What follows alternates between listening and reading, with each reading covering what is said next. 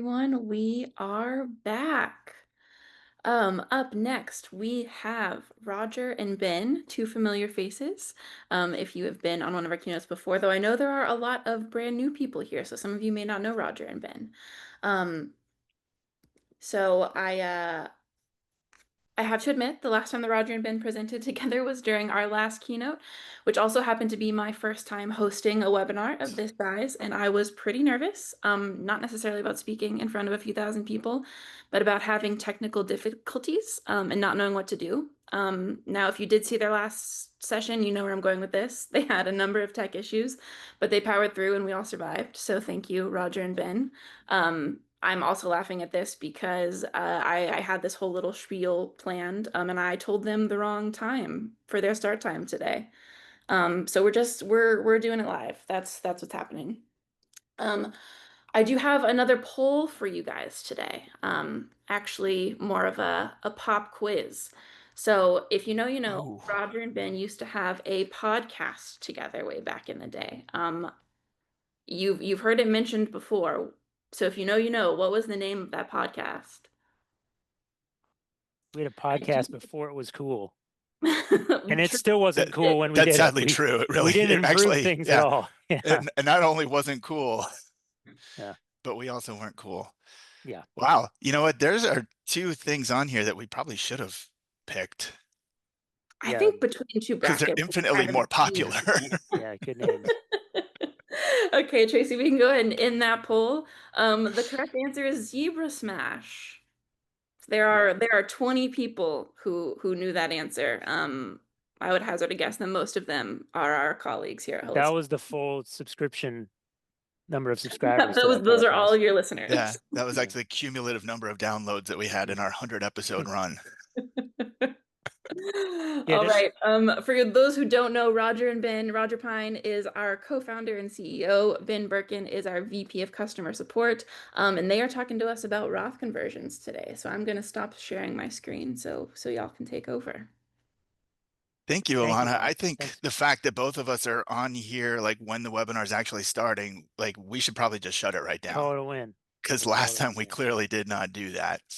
Um, Roger, it's good to see you. Yes. Yep. Both of us wearing our Holistiplan merch. Hmm. I was following the end of Stephanie's presentation, and like at the end, everybody was talking about how much they loved her and her presentation. And I thought about like creating a technical issue so that we didn't have to follow her Yeah. because she kind of rocked. Yeah. And Yeah. Well, you got a good we lead in. might That's good. roll. I don't know that we're going to rock, but we'll definitely roll. Um, so what Alana said was true. We're here to talk about year-end Roth conversions. When we were on stage last time, we talked about, things you can do setting up for the fourth quarter, but we're in the fourth quarter. And, Roger, I've got a poll for you. It's Okay. not even a Hit me. poll, it's just a quiz. Hit me. What is the most popular question that we get at Holistiplan? It's a trick question. Most popular question. Most commonly asked How do question. I model oil and gas depletion allowances on Form 6251 and for AMT purposes? You're close. You're incredibly Okay. close. No, the most popular, most asked question is this webinar being recorded? Oh, yes. Okay. The second one is how do I model a Roth conversion Hmm. in scenario analysis? And that's what we're here to talk about. I don't know if you've heard about Roth conversions. They're kind of Yeah. new. Yeah.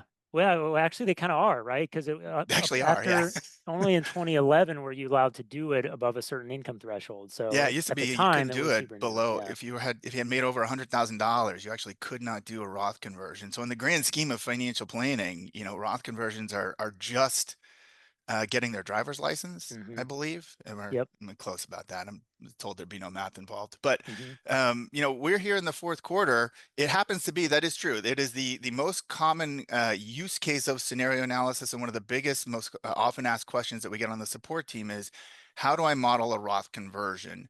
Now it's November 4th, which means there's only 7 shopping weeks left to get your Roth conversion done. In reality, like it's probably even less than that if you think about it. Like technically you could submit a Roth conversion request on December 31st. And if all the stars aligned and there happened to be somebody working at Schwab or Fidelity to process your paperwork, Yeah. maybe it gets in.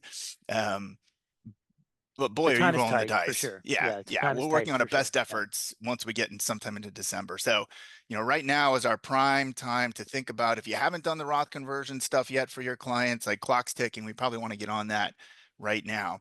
There And is so, time though. That's the point. yeah, Like there's not a lot of time, but there is time. And I think a well-prepared advisor, one who, thinks through the process, might have to think about which, how deep can I go on certain analysis type things. That's a decision. But we have software, we have tools to help us move quickly on this. And so part of our thinking today was how do we quickly clear a group of Roth conversions? If you're a financial advisor who's sitting on November 4th and it's like, oh shoot, I haven't even started. I believe there truly is time to make a real impact for your clients still before the year is out on something like a Roth conversion, which again is the number one thing that people are doing in our software. It's the number one thing people are doing when they think about tax planning. Like you can do it. If you haven't started, you totally can. And we're going to show you how you can do it quickly. And we're going to skip a few steps and we'll hopefully talk about the things that we skipped. One of them is like building a huge multi-year projection. Like there's not a lot of time for that, but we can certainly talk about some of the tactical things you can do to knock off as many Roth conversions as you can before the end of the year. that's right. So I've jumped into one of our demo screens. This is creatively called Ben's Demo Firm.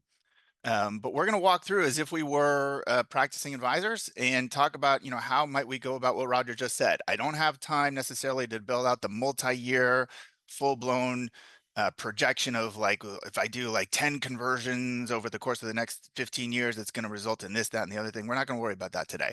We're going to worry about the tactical elements of holistic plan and fine-tuning a conversion for this year. But before we even get there, we're going to come back to what Roger said, which is, let's say I work and I only have 5 clients built into my demo household, but if I have 100 clients, right, of which let's say I got tax returns for 80 of them, right, 80%, that's pretty good.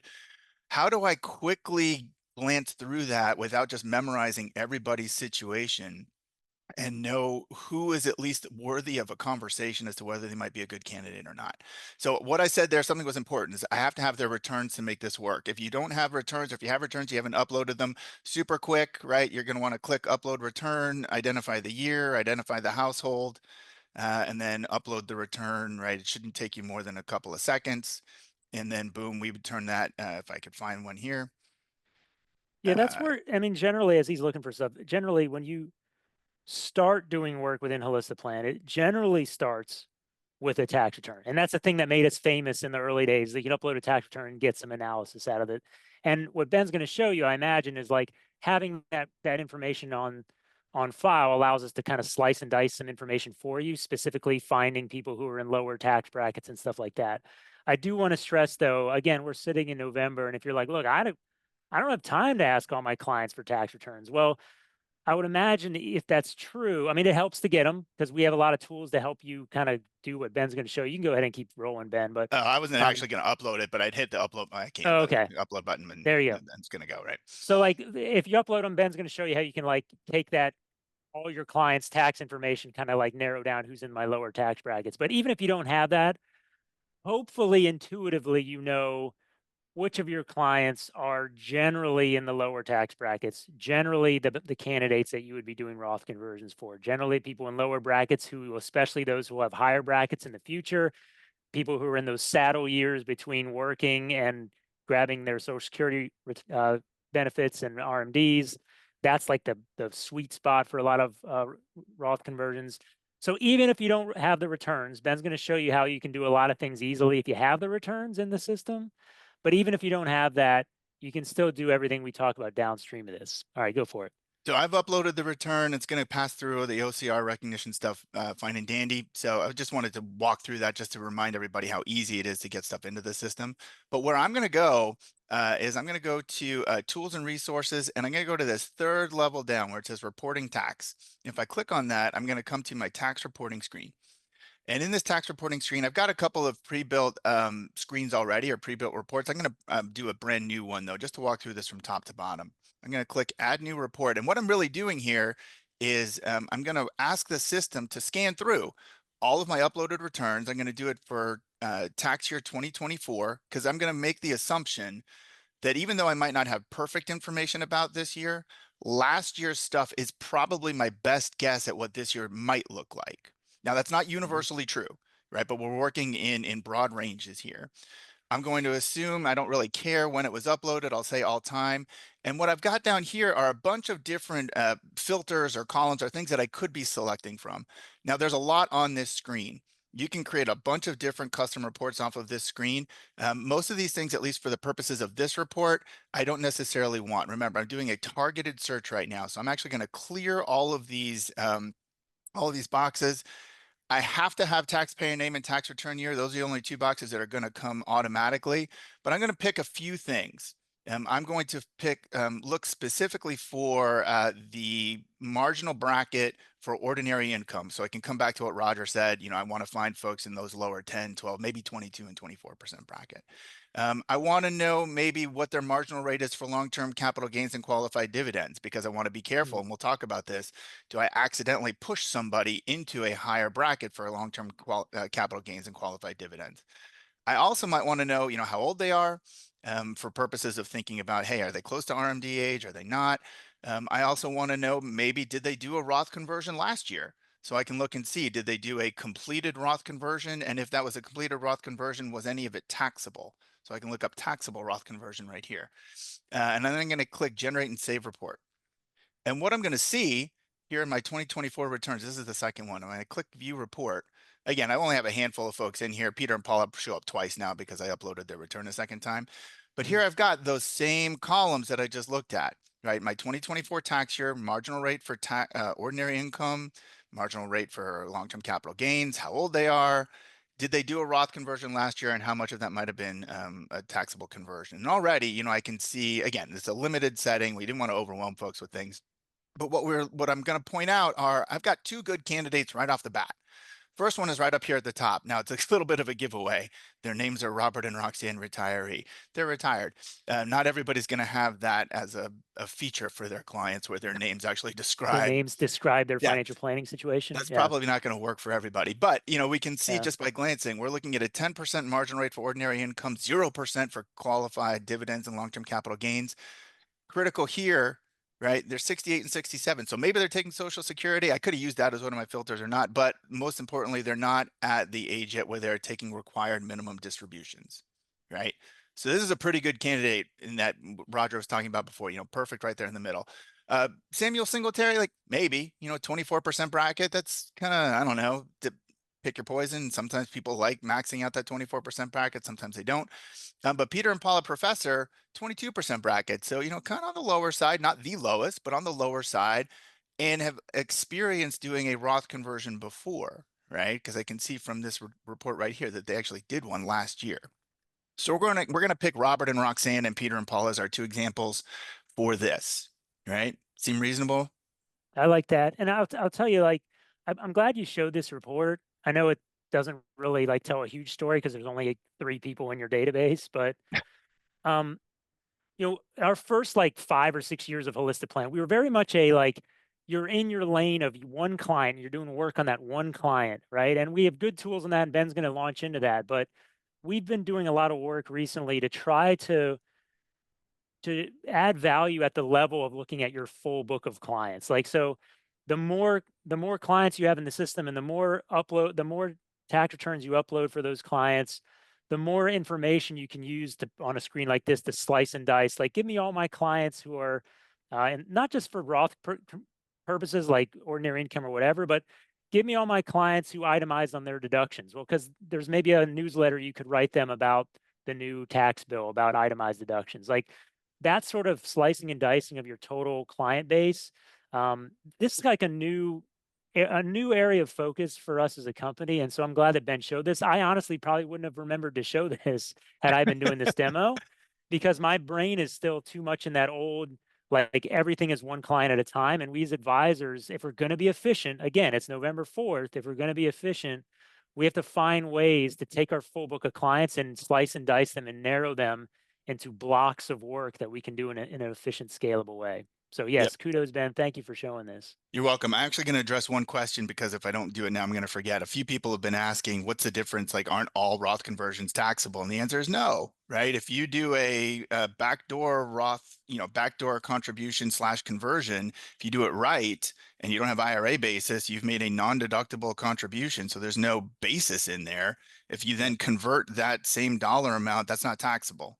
Right, because I've Right. converted money that I've already paid tax on. So that's why there's a distinction between Right. completed Roth conversion and taxable Roth conversion. Right. And so this person here, and you're like, wait a minute, that's how could it be more than this amount? Well, it could be that they did non-deductible contribution for 2 years in a row and then only did the conversion. So we don't know their whole story. Yeah, But yeah, the reality is, yes, Roth conversions are not always entirely taxable.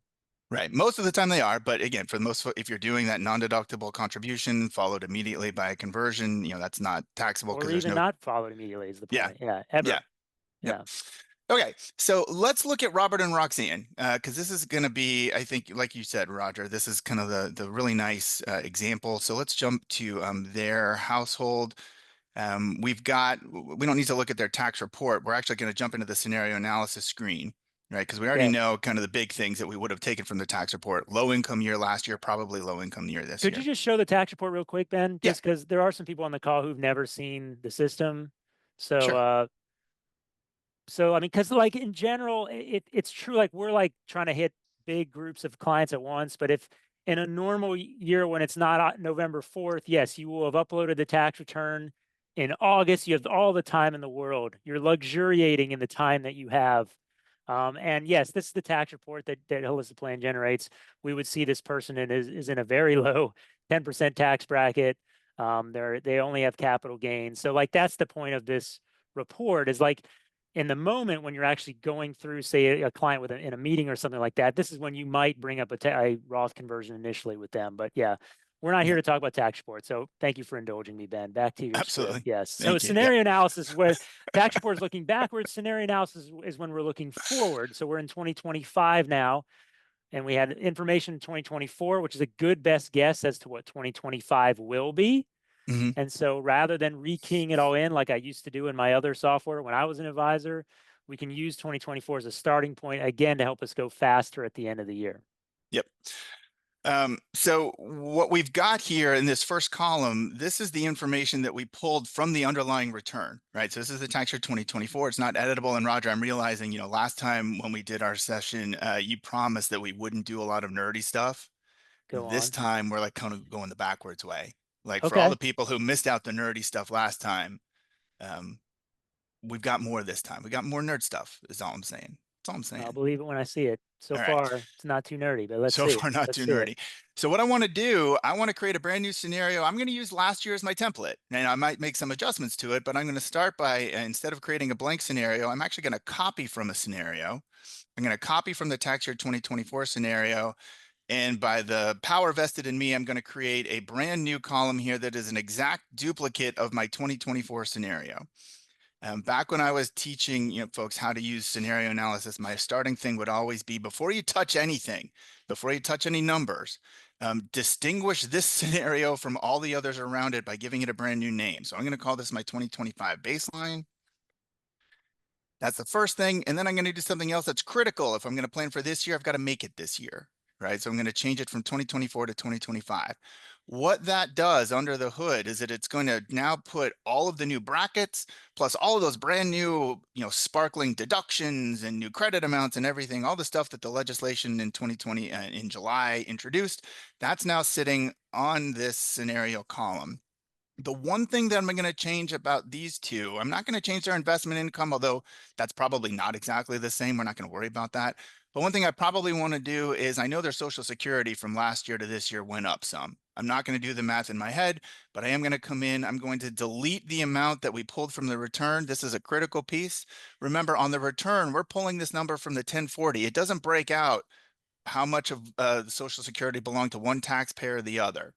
You don't have to do it this way. You can use this box to just say, hey, this is going to cover all your taxpayers on the household, or you can delete that and do the individual ones here. And we'll say, I don't know, that Robert had a $30,000 benefit this year and Roxanne had $16,000.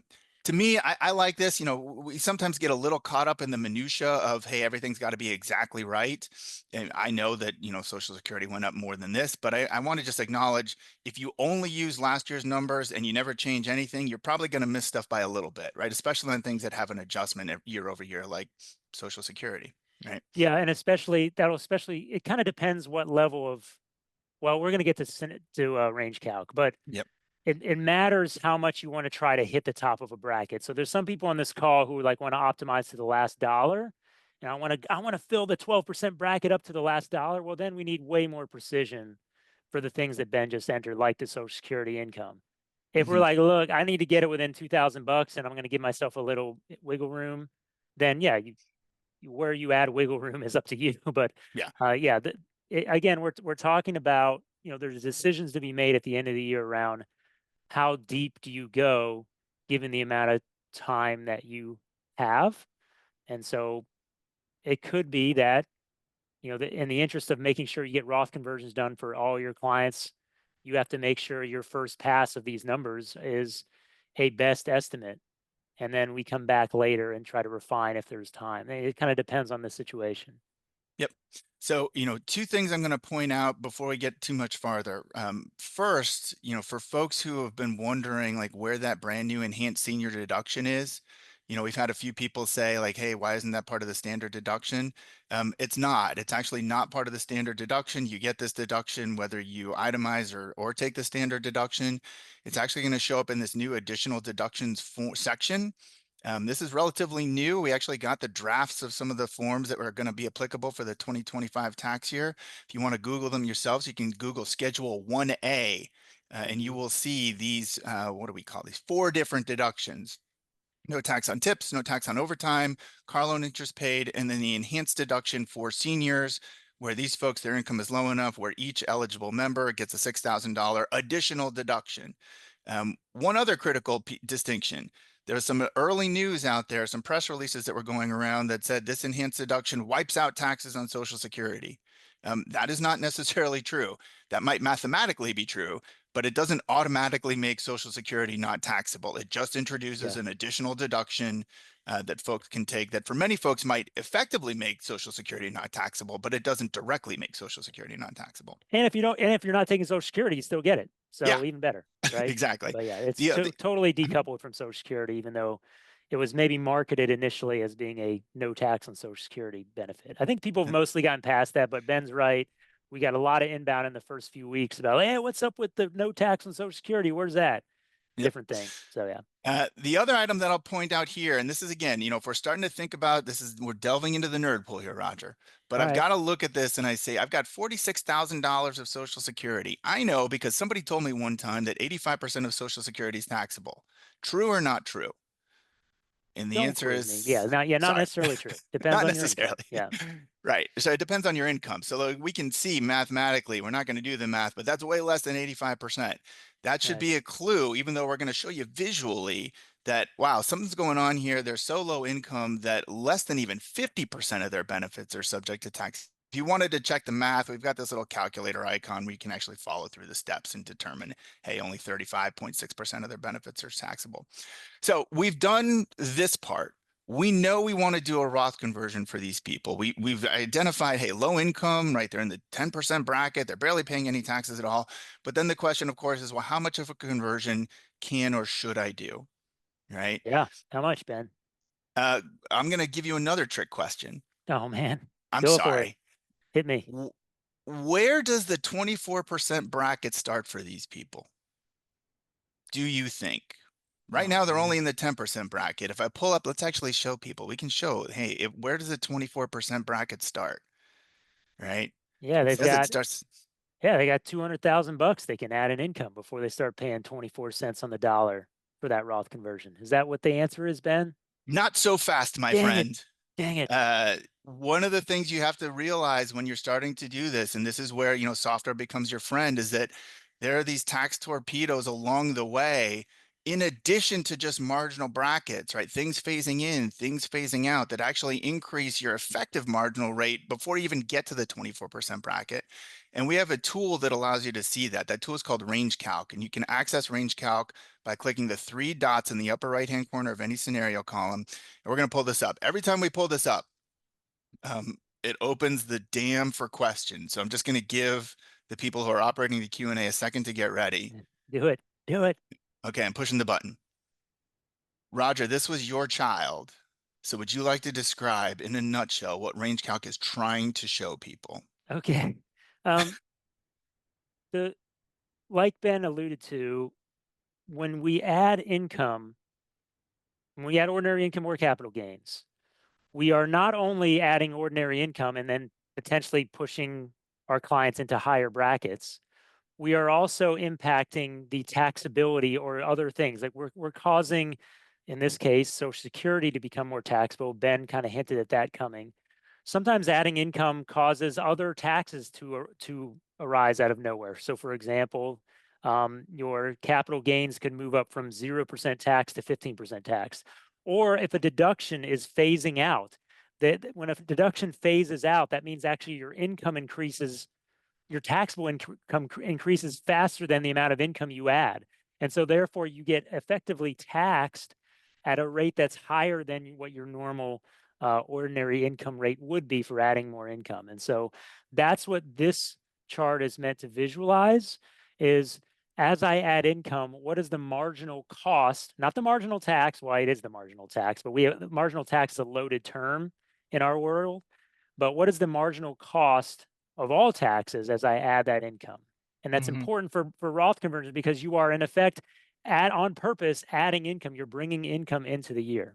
That's right. So That was my attempt, Ben. That was that my was attempt. good. That was even more Thank than I you. anticipated, because I was just going to ask you to say, all we're showing you the impact of adding additional increments of $1,000 of Okay. income from your Yes. baseline. But fine, Yes. you jumped to the end. We all realize that the butler did it. Yeah, there So we what go. we're showing right here, and this is the key to understanding range calc. For those of you who are a certain age, I always used to use this example when I was teaching this, years ago. If you remember back in the 90s, in the mall, there were these kiosks where they just had like large canvases with a whole bunch of dots on them. And it made no sense until you relaxed your eyes and you could see the 3D boat kind of pop Oh, out. Do yeah. you remember these, right? Very 90s. Yes. Very 90s. That's where I live. So range calc to me is like the equivalent of that. Because what we're seeing here, and once you understand how range calc works, hopefully it will change your life for the better. This 0 point here, this origin spot right here, this represents the baseline amount of ordinary income in the scenario right now, right? And you can actually see right here, we have this, it happens to be in this case 0 because these folks have deductions that kind of wipe away all of their ordinary income. But as we move from left to right, we are adding $1,000 to this baseline amount of ordinary income, right? This isn't always 0, right? This could be $50,000 if we started at baseline ordinary income of $50,000. As we move from left to right, we are adding in increments of $1,000 more ordinary income to our baseline. Why do I keep stressing ordinary income? Well, that's what a Roth conversion is taxed as, right? Just like an IRA distribution or wages, it's taxed as ordinary income. So that's why we want to start here. And as we move from left to right, we see a bunch of different colors show up on range calc. The first, and what will always be on the bottom, is going to be this blue section, and we've got it color coded as best we can.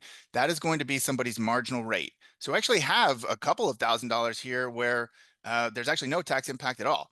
And that's because these folks have deductions in excess of their ordinary income that we have to eat up before we even start taxing that next dollar. They had a high standard. Did they have a standard deduction? They took the standard And then they deduction, had yep. that senior And deduction. then they had the senior deduction. Yeah, So yeah. like there wasn't even anything there to tax, right? They So we technically have had negative taxable income, which isn't a thing. So here's actually, this is actually interesting. So when we were talking earlier about when would you have a tax-free Roth conversion, we were talking exclusively about people who had basis, right?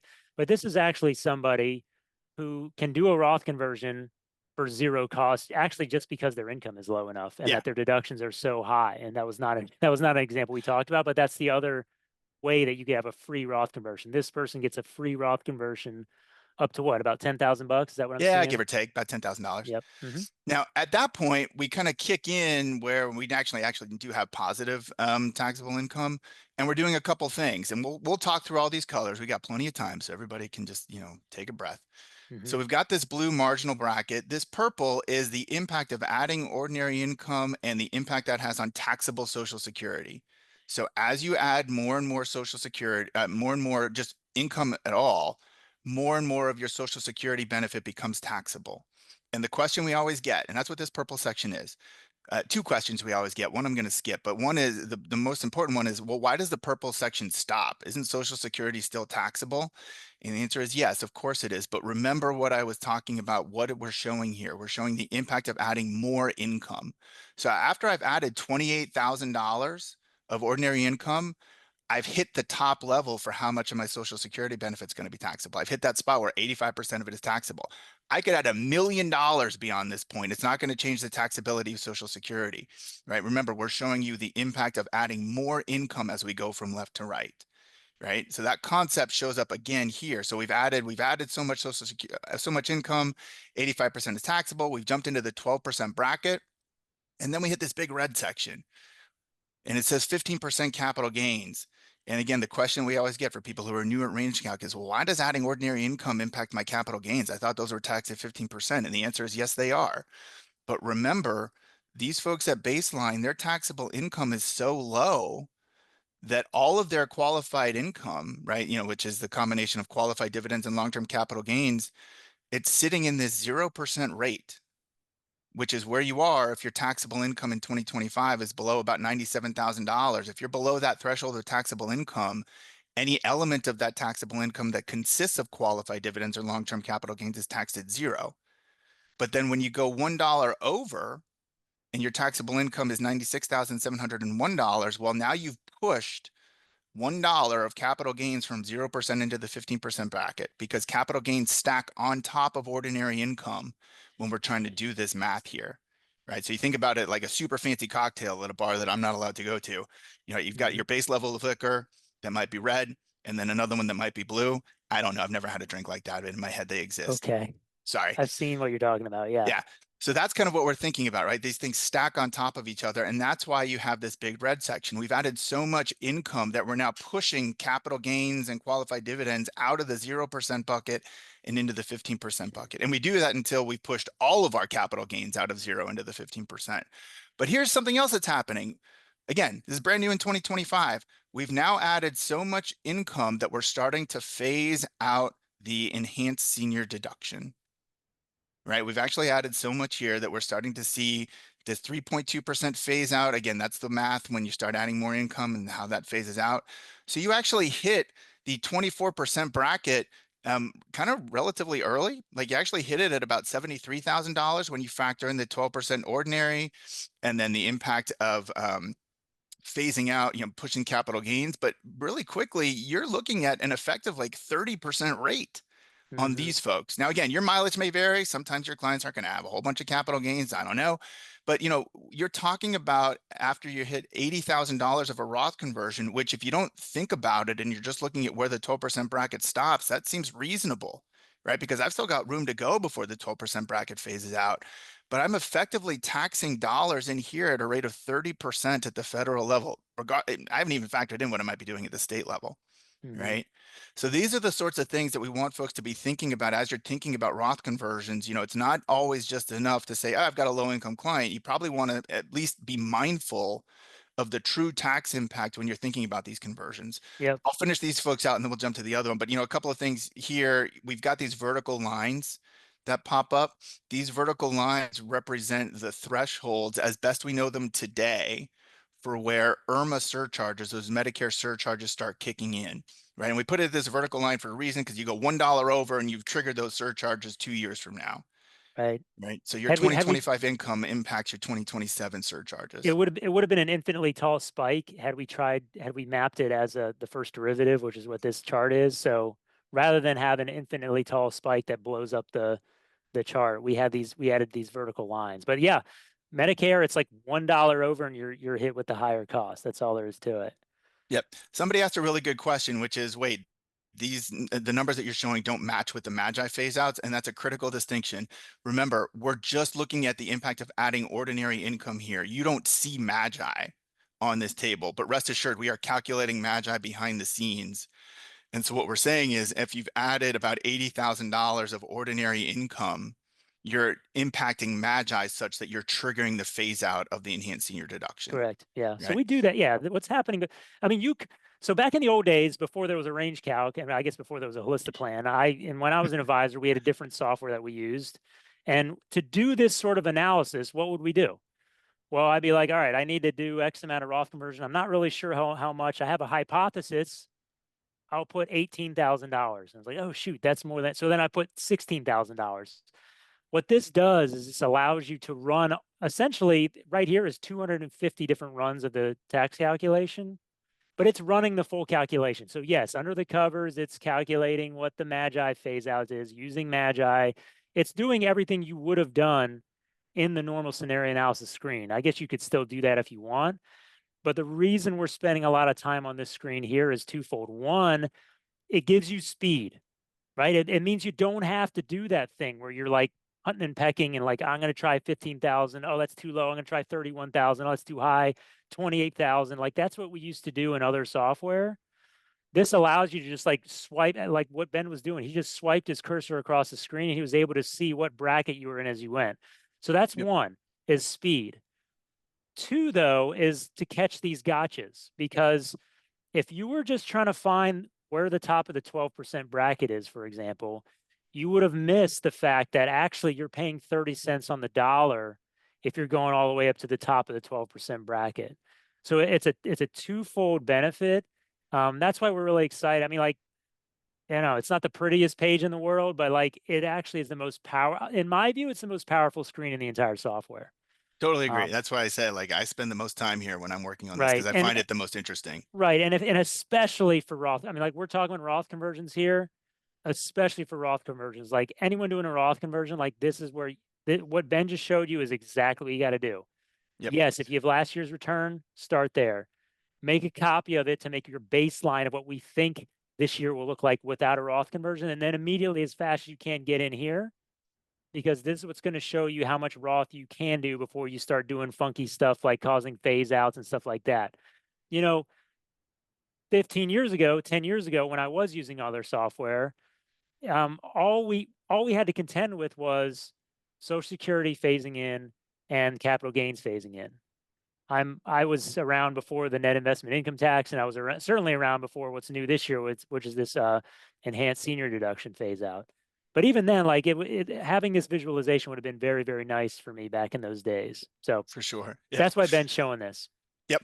And so, to finish this client off, let's say, again, we're not going to tell you what to do and what not to do, but let's say hypothetically you didn't want to subject any of your clients' capital gains to that 15% phase out. You'd find that spot where it's just before that. And maybe you back Yep. off a little bit because we don't live in a world where you can recharacterize anymore.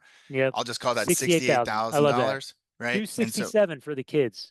okay, Ben. that's right. That's a 6-7. thing the kids do. So I don't know. it really is. I So I'm hope going to it's now not a dirty copy. thing either, because I don't actually know. Well, it's but too late, Roger. We're yeah, doing it sorry. live. So now I'm going to come back to my 2025. I've just copied it over. I'm going to call it 2025, and I'm going to call it Roth. Yep. And I like to say how much I'm doing as a conversion. Not everybody likes to do that. That's totally fine. You'll then scroll down to, we have a specific Roth conversion row. Why do we have that? Well, not every IRA distribution is a Roth conversion, but every Roth conversion is potentially an IRA distribution, sort of like a square rectangle sort of thing. So to be able to, for planning purposes, we've got, yes, IRA distributions, but independently Roth conversions. So I'm Yeah, going to we click my used to, little I mean, modal. years ago, we just told people put that number in the IRA distributions line, and enough people wrote like, give me a Roth conversion line. And so we gave them one. Yep. So now I type in $67,000. I've got a cool little thing that says, hey, this is how much it's going to cost in dollar terms, because what's happening under the hood is we are doing the calculation with and without the conversion. Since that's the only thing that's changing, we know that any sort of change in the tax cost has to be due to the conversion. And so if these folks were to do a $67,000 Roth conversion, it's not free, right? It might be relatively cheap, but it still costs something, right? So we say, okay, doing that conversion effectively costs you about $8,000. Yeah, just to be Right. clear, that we actually run the entire tax calculation twice. So behind the scenes of that number, we kind of like run it the way Ben entered it with the $67,000 Roth conversion. Then right immediately following, the server like runs another one. It pulls out the Roth conversion, and then it takes the difference between those two tax amounts. And so that's just like a little cool thing to say, like, this is the true incremental cost of doing that Roth conversion. Is that whatever it was, 7,900 Yeah. bucks.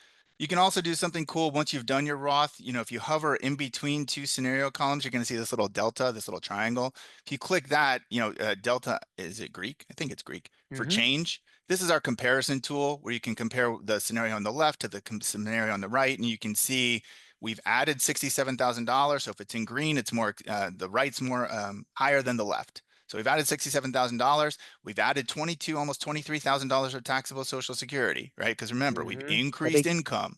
That was That's our that big big, purple blob on the range that's our calc big purple screen. blob. Mm-hmm. That's right.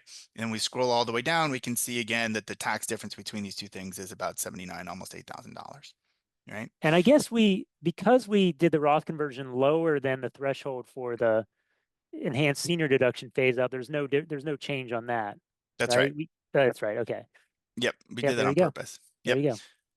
One other thing that I'll point when we're thinking about retirees, probably more so than younger folks, and this is the last thing, we'll move on to younger folks in a second. We talked about all these other things, these potential phase outs. One thing also to be mindful of, especially if you're working with folks maybe that have high medical costs, maybe they're living in a CCRC where some of that continuing care retirement community where some of their fee is considered a medical expense, you do run the risk of potentially changing a medical deduction if you're itemizing, because that medical deduction is based as a percentage of AGI.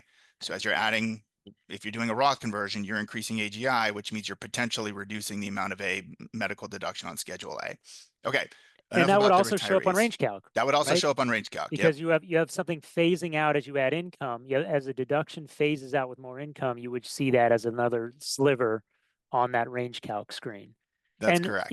we've done, and for folks who have not done a lot of presentations with a listed plan, there's just like a lot of new phase outs that exist now, especially with the new tax law. And it sure seems like Congress, every time they add a new tax benefit or whatever, there's phase outs attached to all of them. And for example, the new state tax piece. And so we're kind of lucky because we already had this infrastructure around that range calc screen that you saw.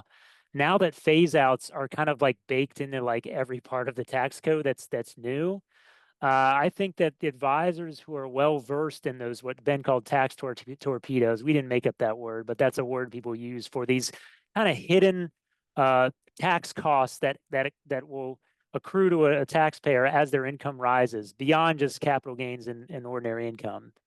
Those tax torpedoes that kind of come in under the surface of the water and hit you, those are just more prevalent.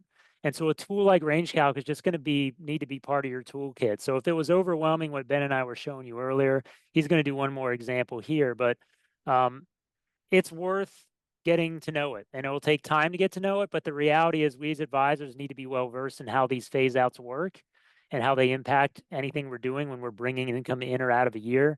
So range calc is a great way to visualize everything that's happening there, all these moving parts. Absolutely.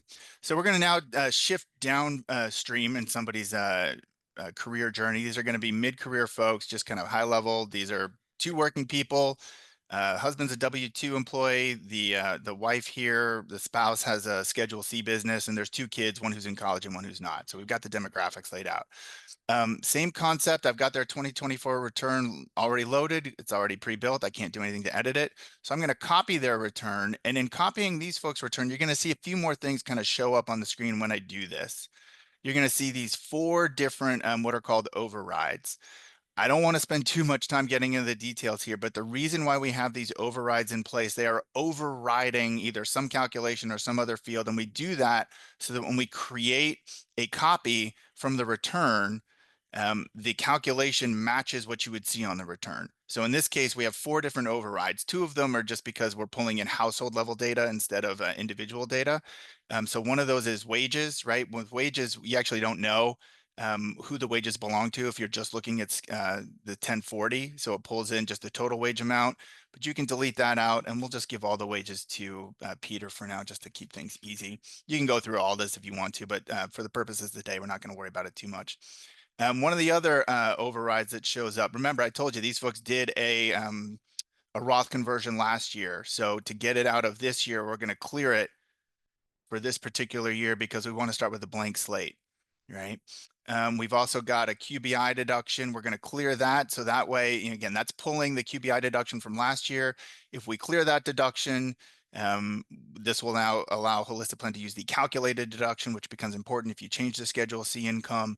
And similarly, we pull in just the total amount of non-refundable credits from an uploaded return. We probably want to clear that too, especially in a case like this year where when we change the year from 2024 to 2025, the child tax credit goes up a little bit. So I'm just going to clear that right from the get-go. And now we should be good to go. Oh, look, I didn't delete it out. Shame on me. Nope, zeros. No good. All right, now we should be good to go. Yeah, so just so you know, I mean, just to kind of zoom out one level on what Ben was just showing you, which is totally, you don't really need to get into that with Roth conversion stuff. Again, we're going for speed, but um, there's lower fidelity in the tax return sometimes in terms of the information you need to really build a good projection. Sometimes the tax return just doesn't have the level of fidelity that you need. And so particularly sometimes it's useful to break an income thing out by each spouse, for example. That sometimes is helpful. Sometimes you'll see like a credit or a additional tax. It's just on schedule 3 or 2. And it's like, well, actually, I want, instead of just taking whatever last year's was, I actually want the software to calculate that credit. Don't just give me whatever last year's was. And so that's why we kind of have to clean some of these things up. That's the, you know, the benefit of taking last year's tax return and copying it forward is like there's a speed element to it. It's really nice. I remember in the old dark days when I had to like key in everything from last year into my software.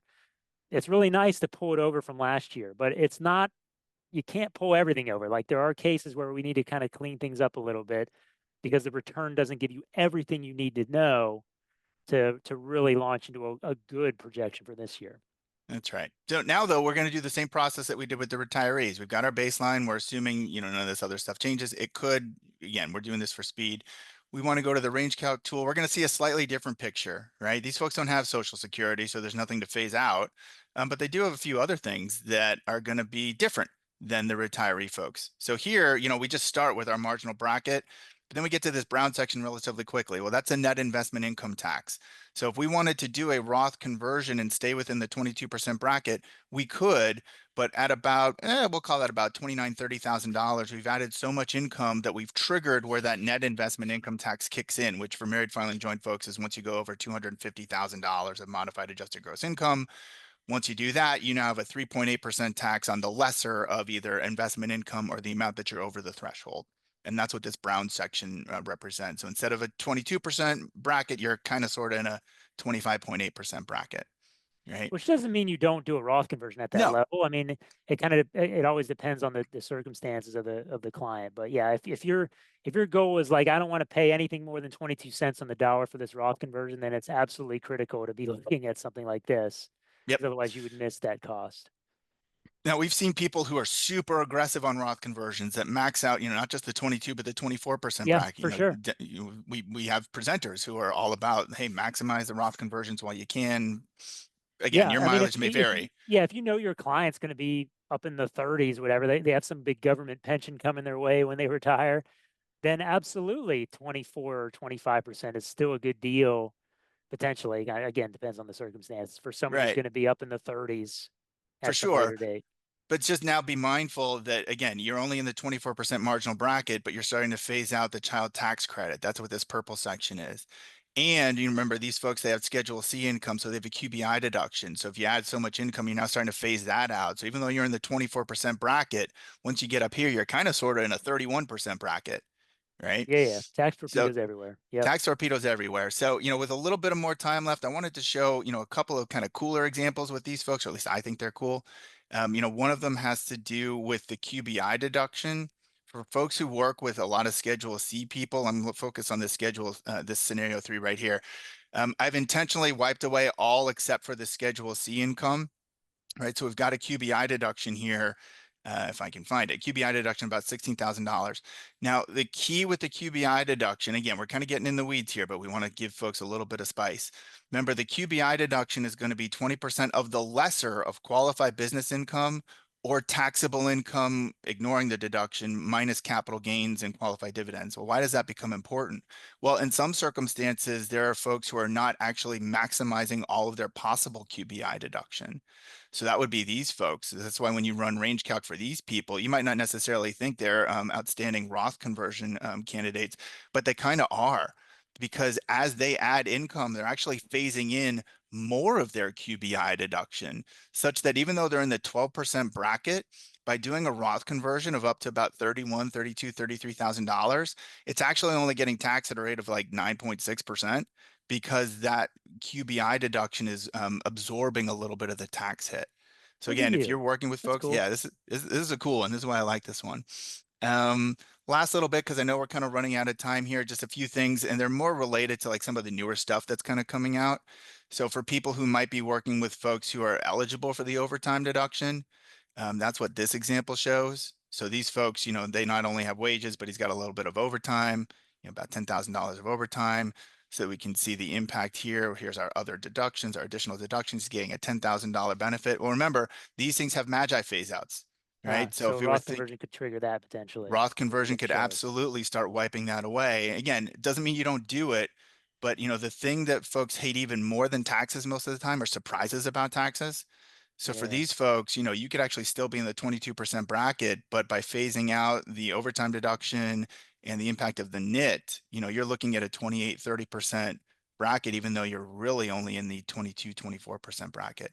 We can go on, with same sort of Yeah. thing with education credits. The goal here is to try to get people more comfortable with range calc. We know this is billed as a Roth conversion scenario session. But the idea Yep. is we can't go in blindly. We can't go in and just assume that our marginal brackets are the only guide. Range Calc is this fantastic tool to help you visualize not just Roth conversions, although that's probably the most timely thing right now, but really anything where you're adding income, be it ordinary or capital gains, which we didn't even talk about that section of it. Yep. Yeah. So let's bring this home, Ben. What we wanted. So key takeaways. One, if you have information in the system, uh, find your way to that report that Ben initially showed, where we can kind of organize all of our clients based on where they are, and we can slice and dice. He took it by where they were in terms of ordinary income brackets, but there's a lot of other stuff you can slice and dice. For Roth conversion, that's a good place to start. Then, if you have last year's return, get yourself into scenario analysis, copy that forward to make your base case. And then as fast as possible, once you've built that base case, get into range calc, and then you can start to work these hypotheses on like how much Roth conversion to do to fill a bracket, but to avoid some of these tax torpedoes, so to speak. And then you come back to scenario analysis. You can create a scenario next to the base case that says, this is how much Roth conversion I intend to do. And then that's the thing you can show your client. That's the amount you can start working up paperwork. And, it's November 4th. We still got time to do the paperwork on the Roth conversion. And I'll tell you, like, one thing that's nice about tax planning in general, for those of you who are new to tax planning, it's the one area of planning where we, the advisors, are able to actually carry out the advice, the recommendations. You can actually help make the Roth conversion happen. You don't have to like have them call someone else to take care of it. You can do it. If you want to do that donor advised fund, you can help them set up the donor advised fund. Like, tax planning is unique, where as opposed to like estate or insurance and some of the other areas where there might be other licensing requirements for someone to do this. Ben, I want to hit some Q&A. Is there something else you wanted to hit before I hit some Well, Q&A things? I was actually jumping in here because I saw a couple of things related to Q&A. So one person asked, like, well, how do we do this for people where we don't have returns? Which is a great question. You You got to actually start, yeah. can't, yeah. Now, that's unfortunate, but if you can work with your client and get some information, you don't need to have a return to use scenario analysis. Right. It just helps you build that baseline. Like, it Mhm. makes it faster to copy that forward into a baseline. But if you want to build a baseline with a client without that, you're good. You don't Yep, need a you can return. you create blank scenario. right? And you start from scratch. Now, it means you're going to have to get a little bit more help from your client because, one person asked a great question. What if people have changes from last year to this year and your calculations are off as a result? Garbage in, garbage out, Yeah, that's our right? job, is to ask Yep. those questions of our clients. Yeah. That's You know, exactly right. So like if you go forward and make a Roth conversion suggestion based on incomplete data, like you got to be super careful about that, right? So, yeah, I made a joke before about like I'm not caring too much about Social Security. If I'm the advisor in this chair, I absolutely care, right? And I yeah. want to get as close as I can. I know I'm not going to get down to the penny. I want to be directionally accurate, but I don't want to do something that's so egregious that it causes all sorts of unforeseen circumstances, right? So you have to ask your clients those questions. A couple of other folks have said, how do we show the long-term benefit of this? Again, we started at the beginning saying we're not going to cover that. We do have a tool for that, right? It is our Roth projection tool. We have done so We've many done so many webinars about webinars on that. that people are sick of hearing about it. Yep, So the person who asked, about how do I model long-term Roth projection type stuff. First of all, you can do that if you have other tax planning software. I use software in my job as an advisor. A lot of people have asked us to build that into the software. We have done so. It uses the same underlying tax engine that we use on scenario analysis. It was not part of the scope of this uh, presentation for two reasons. One, we've done so many that people are tired of hearing about it. Fair. But if the person who wrote in about seeing that, I know that our sales team or our support team could put you in touch with a recorded webinar where we go through that tool. But absolutely. the second reason we didn't go into that is, again, it's November 4th. And like, we kind of have to do a little bit of finger in the air analysis at this stage of the year. Start with your people in the 10 and 12% bracket. Start with the people where they're in those saddle years before they're going to start taking RMDs and Social Security. I would argue it's going to be tough unless you have 3 clients total. And if you've got a major book of clients with hundreds of clients, there's not time to work up a full projection. I Yep. think in general, though, I think every client should have a projection on file, right? Where we say, okay, Hmm. our goal every year is we're going to fill the 22% bracket. That's our plan. Because then what you have to do, going into what Ben did, if I know the plan is every year we're just going to fill the 22% bracket, I've worked that out with my client in advance. We ran the projections. Now, year over year, once we hit November 4th, all we have to do is a version of what Ben showed. Let's copy last year's projection forward, make a base case, run range calc, and then like, how much to fill that 22% bracket, and let's just make sure I avoid any torpedoes I wasn't thinking about. Like, Yep. that is a very repeatable process that you can then work on implementing to a projection or a plan that you built previously. So that's kind of that distinction. I apologize to the person who's like, why do I not see projections? That was on purpose. Like, we've done so much of that. Like, we have definitely a video you can watch on that. That's an area of the software that a lot of people are embracing. Yep. So one person asked, well, couldn't we see the state impact as well? And the answer is sure. I intentionally didn't include the state stuff. Just again, we're trying to go quick. But if you add a state scenario, we'll pick. I was like, I don't know why we go to Massachusetts. I don't live in Massachusetts. But if you pick North Carolina, right, and we'll just add the state scenario for North Carolina, It would you can show a piece actually, on top of that range yeah, calc you can with do a it within sliver of range the state calc. impact. There's a little way of adding. It always starts with the federal, but if you go to the advanced settings, you Oh my can God. say, There you go. whoa, So yeah, if you got if you got state, show state tax at the bottom there is there we go. Show state tax. yeah. It'll add the impact of the state as you're adding more and more ordinary income, There you go. right? Alana, did Yeah. we do good? Tell us we did good. You did great. You did great. I feel a little bit like the Grim Reaper showing up. Like as soon as my face shows up, it's the nerding out is Yeah. over, the fun is over. You guys are great. Thank you both so much. Thank you, Lana. I want to talk a little bit before you guys go. I'm going to put a slide up on the screen in just a second about the T3 Inside Information Survey. Oh yes, yes, For thank you. people who are not familiar, this is one of the most respected annual software surveys in the industry. It really does help shape the technology landscape for advisors. So by sharing your experience with Plan and with the other tech that you use, you're really helping the entire profession and us at Plan to better understand what you as advisors need. So in that resources tab, there is a link to fill out the survey. Tracy, could you also send it in the chat? I know the resources tab is kind of difficult to navigate for some folks. But Roger and Ben, is there anything that I missed that you want to talk about, like the importance of Yeah, this? I mean, today is election day, right? I'm told. Oh boy. And it's one of those things where individually you might be like, does my vote matter or not? Or does my voice matter? In general, but broadly it does. And so the T3 survey is a survey. It's an opt-in thing. It's kind of there's a get out the vote element to it, which I find a little distasteful, but that's the world we live in. So every tech vendor is out there like, hey, could you fill this thing out so that we, some even go as far to give bribes. I'm not going to do that. I find that to be distasteful in election day and in tech surveys. But it helps everyone in the profession when you get a good turnout for a survey like that. It gives better information to other advisors. I mean, it helped Holistic Plan in our early days. So if there's some tool that you're looking at that's new, it helps to give that tool kind of the visibility that it would benefit from, right? So obviously, we as Holistic Plan appreciate if our customers say that they use Holistic Plan and hopefully say they don't hate us, because that shows other advisors like this is a tool that could help you. And so, yes, it's election day. Try to do the right thing for the profession, and that means, giving back. I think it's not short. It's like 15 minutes, I think. But I think the profession in general benefits when we share our what we learn about the different tools out there. And they're going to put a link out there for y'all to click on right Yeah, I think in it the just showed up in the chat chat. or something like that. Yep. Yeah, please do it. Please do it. I'm not going to pay you a bribe. Some people do. They like send a screenshot and we'll give you a Starbucks gift card. There's even people in our category who've done that. We're not going to do that. Do it for the benefit of the profession. And yes, we would benefit as well if you use Holistic Plan and tell them you like what we're doing. Is that good enough, Great. Alana? Yes, you did. Thanks so Okay, much. thank I'm you. gonna put up a slide and we will be back here in about 5 minutes with David Williams. Thanks, y'all.